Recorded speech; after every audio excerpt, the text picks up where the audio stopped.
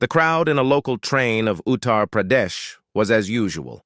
Packed compartments, the aroma of parathas from tiffin boxes, the sun peeking through the windows, and the general hustle of people. But that day, in a slow passenger train, something felt different. In a corner seat sat an old man, around 75 years of age. His frail body, hunched back, and worn-out black clothes made him stand out. A tattered sling bag rested in his lap, and shadows of exhaustion lingered in his eyes. His slippers were broken, and his face carried the weight of many life journeys. He sat quietly, eyes fixed outside the window, avoiding eye contact. Passengers noticed him, but no one asked anything. The train had just left the station when a voice echoed, "Tickets! Show your tickets!" The TTE, train ticket examiner, about 40 years old, wearing a crisp white shirt, black strap, and badge on the shoulder, briskly walked through the coach. One by one, he checked tickets, and then his eyes fell on the old man. "Hey, old man, got a ticket?" he asked sharply. The old man replied softly, "Son, I don't have a ticket. I had no money, but I need to go to Etawah. My daughter lives there. It's very important." The TTE, annoyed, snapped back, "Everything is important to everyone, but this train doesn't run for free. Get down at the next station." A silence spread through the compartment. Some passengers looked away. Some got lost in their phones. The old man folded his hands. "Please, son, I'll call my daughter at the station and ask her to send the money, I promise." But the TTE's heart had hardened. "You saved a few rupees. Now you'll pay with your dignity. I'll teach you a lesson." He blew his whistle and called the guard. "Throw him off at the next station. These beggars always get in for free. People like him are ruining the country." The old man stayed silent. His eyes were no longer downcast, but filled with a quiet sorrow no one seemed to hear. The train reached a small, desolate station. The TTE pulled the man up and pointed to the platform. "Get down. Walk to Etawah now if you must." The old man picked up his bag and slowly began to descend the stairs with trembling feet. No one offered a hand. No one stopped him. Suddenly, from one corner of the coach, a soft voice rose. "Why are you making Grandpa get down?" All eyes turned. A little boy, about 9 years old, in school uniform, was sitting beside his mother. Innocence sparkled in his eyes. The TTE replied, trying to control his anger, "He doesn't have a ticket, son." The boy tugged at his mother's purse. "Mummy, you always say we should help elders. Why can't we help him?" Then, walking forward bravely, he said, "I'll buy his ticket. I have money in my piggy bank. Please, give me some now. I'll return it at home." A hush fell over the coach. The boy forced a few coins into the TTE's hand.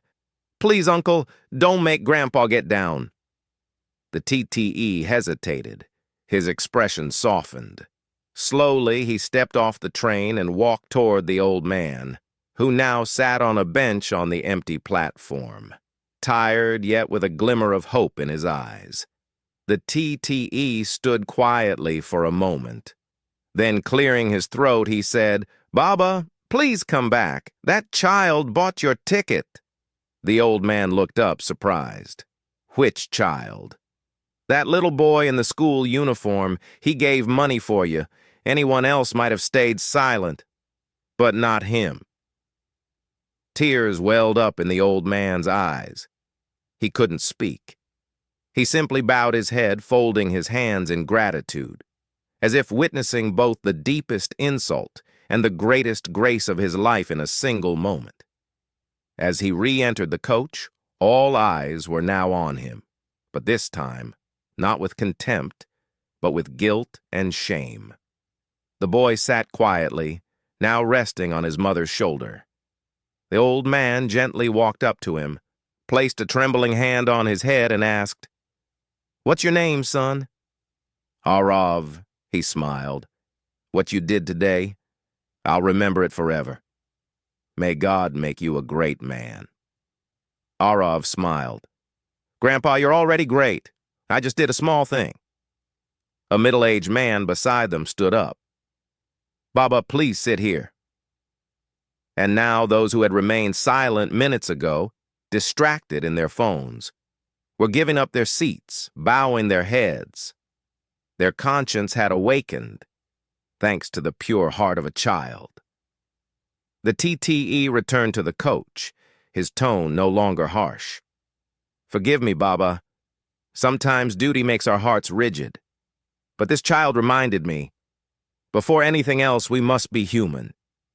The old man smiled. "It's not your fault. The world has become such, where every hungry man is a thief and every old one is a liar. But today, this little boy made us bigger than we are."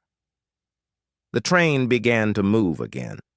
Outside the window, green fields passed by.